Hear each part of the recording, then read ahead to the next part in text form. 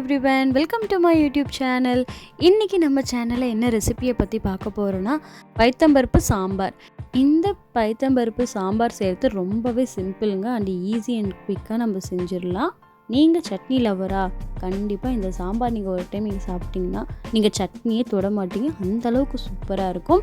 ஒரு இட்லி 2 இட்லின்னு சாப்பிடுவாங்க, 4 இட்லி 5 இட்லின்னு கூட சாப்பிடுவாங்க, அந்த அளவுக்கு டேஸ்ட்டாக இருக்கும். ஈஸி அண்ட் குவிக்குன்னு சொல்லிவிட்டு ஆனால் கொதி வரத்தும் விசில் போடுறதுக்கு மட்டும்தான் டைம் எடுத்துக்கும். அதனால் நீங்கள் என்னடா இது 1 நிமிஷம் சொன்னாங்க இவ்வளோ நேரம் ஆகுமான்லாம் யோசிக்காதீங்க. விசிலும் கொதியும் வந்துருச்சுன்னா நம்ம சாம்பார் முக்கால்வாசி ரெடி. வாங்க இப்போ இந்த பைத்தம்பருப்பு சாம்பார் எப்படி செய்கிறதுன்னு பார்க்கலாம். அதுக்கு தேவையான இன்க்ரீடியன்ட்ஸ் 3 வெங்காயம் இந்த மாதிரி சாப் பண்ணி எடுத்துக்கிட்டு, 2 தக்காளி, 2 பச்சை மிளகா, ஒரு முழு பூண்டை இந்த மாதிரி உரித்து எடுத்து வச்சுக்கோங்க. நீங்கள் வெஜிடபிள்ஸில் கேரட், பீன்ஸ், பொட்டேட்டோ எது வேணாலும் நீங்கள் ஆட் பண்ணிக்கோங்க. ஜீரகம், சோம்பு, கடுகு, கொஞ்சோண்டு புளி, 2 காய்ஞ்ச மிளகாய், 1 டீஸ்பூன் குழம்பு மிளகாய் தூள், கறிவேப்பிலை, கொத்தமல்லி, பொட்டுக்கடலை பவுடர், மஞ்சத்தூள், பெருங்காயம், அதுக்கு தேவையான அளவுக்கு உப்பு. எல்லாமே சொல்லிட்டேன். பைத்தம்பருப்புன்னு சொல்லிட்டு பைத்தம்பருப்பை மிஸ் பண்ணால் எப்படி? 100 கிராம் நான் பைத்தம்பருப்பு எடுத்து வச்சுக்கிட்டேன். இப்போ இதுதான் நம்ம பைத்தம்பருப்பு சாம்பார் செய்ய போகிறதுக்கு தேவையான பொருள். இப்போது ஒரு குக்கரில் நான் பைத்தம்பருப்பை நல்லா வாஷ் பண்ணிவிட்டு அதுக்கு தேவையான அளவுக்கு தண்ணி நான் ஆட் பண்ணிக்கிட்டேன். ஏன்னா குக்கர் விசில் போட்டு மூடிட்டு தண்ணி நமக்கு பொங்கி வரக்கூடாதுல்ல, அதுக்கு தேவையான அளவுக்கு தண்ணி ஆட் பண்ணிக்கோங்க. தண்ணி ஆட் பண்ணிவிட்டு அந்த நறுக்கி வச்சுருக்க வெங்காயம், தக்காளி, பூண்டு, கொஞ்சமாக வாசனைக்கு அந்த கறிவேப்பிலையும் கொத்தமல்லியும் கொஞ்சமாக ஆட் பண்ணிக்கோங்க. எல்லாத்தையும் போட்டுறாதீங்க. அப்புறம் நான் என்னென்னலாம் அந்த வெஜிடபிள்ஸ் ஐட்டம்ஸ் நான் காமிச்சனோ, பூண்டு, கேரட்டு, உருளைக்கிழங்கு எல்லாமே நீங்கள் இதில் ஆட் பண்ணிக்கோங்க. இன்க்ளூடிங் பீன்ஸும் நீங்கள் இதில் ஆட் பண்ணிக்கலாம். அப்புறம் காய்கறிலாம் ஆட் பண்ணதுக்கப்புறம் 1/2 டீஸ்பூன் மஞ்சத்தூள். இது கலரே எல்லோயிஷாக தான் இருக்கும். ஸோ அதனால் கொஞ்சம் 1/2 ஸ்பூனாக இருந்தாலும் பரவாயில்ல ஆட் பண்ணிக்கிட்டு சோம்பு போட்டுக்கோங்க. ஜீரகம் போடாதீங்க. இங்கே பாருங்கள், இந்த மாதிரி நுரக்கட்டி நல்லா பொங்கி வந்துடும். பொங்கி ஆனால் ஊற்றாமல் பார்த்துக்கோங்க. பொங்கி ஊற்றிச்சுன்னா அதோட டேஸ்ட்டே போயிடுவாங்க. ஸோ அதனால் பொங்கி வெளியில் ஊற்றாமல் பார்த்துக்கோங்க. இந்த மாதிரி நல்லா கொதி வந்ததுக்கப்புறம் குக்கர் விசில் போட்டுட்டு நம்ம 3 விசில் விடுங்க. நான் இந்த பைத்தம்பருப்பு வேகிறதுக்கு 3 விசிலே போதும். இதில் உப்புலாம் நான் ஆட் பண்ணவே கிடையாது. ஏன்னா உப்பு போட்டால் பருப்பு வேகாதுன்னு வாங்க. இப்போது நம்ம குக்கர் மூடி விசில் போட்டுடலாம். தண்ணி ரொம்ப அதிகமாக இருந்துச்சுன்னா நம்ம கொஞ்சம் கம்மி பண்ணிக்கோங்க. இந்த கொதிக்கிறதுலேயே இல்லாட்டி கொஞ்சம் கம்மியாகிக்கும். இல்லைன்னா அதை பாருங்கள், இந்த மாதிரி நல்லா பொங்கி ரொம்ப வெளியில் வர ஆரம்பிச்சிடும். ஏன்னா இந்தளவுக்கு தண்ணி வச்சும் போதே கொஞ்சம் மேலே பொங்கி வந்துருச்சு. அதனால் தண்ணி கொஞ்சம் திட்டமாக அளவாக பார்த்து வச்சுக்கோங்க.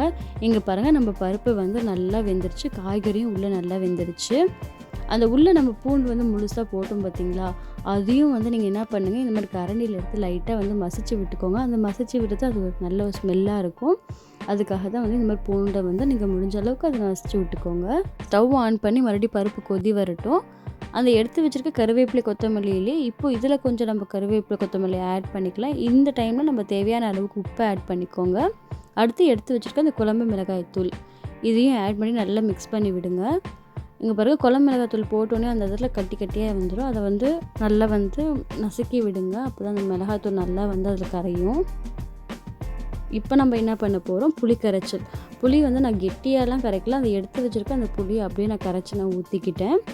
அதுக்கப்புறம் பொட்டுக்கடலை பவுடர்னு சொன்னோம் பார்த்தீங்களா, அது ஒரு டீஸ்பூன் நான் தண்ணியில் நல்லா மிக்ஸ் பண்ணி இந்த மாதிரி ஆட் பண்ணிவிட்டேன். ஏன்னா நல்லா திக்காக இருக்கும் சாம்பார் பார்க்க.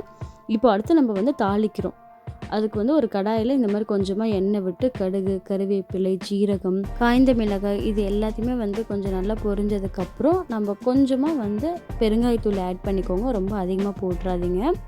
அதுக்கப்புறம் அந்த நறுக்கி வச்சு வெங்காயத்துலேயே ஒரு கொஞ்சமாக கைப்பிடி அளவுக்கு நம்ம எடுத்துக்கிட்டு, எப்பயும் நம்ம சாம்பார் தாளிப்போம் பார்த்தீங்களா, அதே மாதிரி தான். ஆனால் இதில் என்ன கொஞ்சம் காய்ந்த மிளகாய் நம்ம ஆட் பண்ணுறோம். இது இட்லி சாம்பார்னும் போது நம்ம காய்ந்த மிளகாய் ஆட் பண்ணணும், அது ஒரு டேஸ்ட் இருக்கும். இந்த மாதிரி தாளித்து அது மேலே போட்டுட்டு கொத்தமல்லி இலை நம்ம மேலே அப்படியே நல்லா ஸ்ப்ரெட் பண்ணி விட்டோன்னா அதுவும் நல்லா ஸ்மெல்லாக இருக்கும். நம்ம பைத்தம்பருப்பு சாம்பார் ரெடி ஆகிடுச்சு. சாம்பாரை நீங்கள் கண்டிப்பாக வீட்டில் ட்ரை பண்ணி இட்லி, தோசை, எந்த ஒரு பூரிக்காக இருந்தாலும் நீங்கள் தொட்டு சாப்பிட்டு பாருங்கள், அவ்வளோ சூப்பராக இருக்கும். சப்பாத்தி இந்த மாதிரி டிஃபன் ஐட்டம்ஸ் நீங்கள் எதுலாம் சாப்பிட்றீங்களோ அதுக்கெல்லாம் நீங்கள் தொட்டு சாப்பிட்டு பாருங்கள், அவ்வளோ சூப்பரான டேஸ்ட்டாக இருக்கும். ரொம்ப சிம்பிளாக அண்ட் ஈஸியாக நம்ம செஞ்சிடலாம். எனக்கே டெய்லியும் சட்னி சாப்பிட்டே ரொம்ப போர் அடிச்சிடுச்சு. எங்கள் அம்மா அதுக்கப்புறம் தான் இந்த மாதிரி சாம்பார் எனக்கு வச்சு கொடுத்தாங்க. என்ன தான் சின்ன வயசில் நாங்கள் இந்த சாம்பார் நாங்கள் சாப்பிட்ருந்தாலும் இந்த வளர்ந்ததுக்கப்புறம் அது ஒரு டேஸ்ட்டை நம்ம வந்து ஃபீல் பண்ணுறதே ஒரு டிஃப்ரெண்ட்டுங்க. அதனால தான் நான் இப்போ உங்களுக்கு இந்த ரெசிபியை நான் செஞ்சேன். நீங்களும் இந்த சாம்பார் வீட்டில் ட்ரை பண்ணி பார்த்துட்டு இதோட டேஸ்ட் எப்படி இருந்துச்சுன்னு கமெண்ட் செக்ஷனில் கமெண்ட் பண்ணுங்கள்.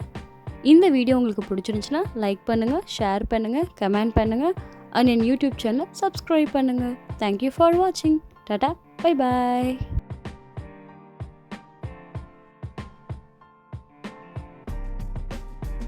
எப்படி இருந்தனா இப்படி ஆயிட்டேன்.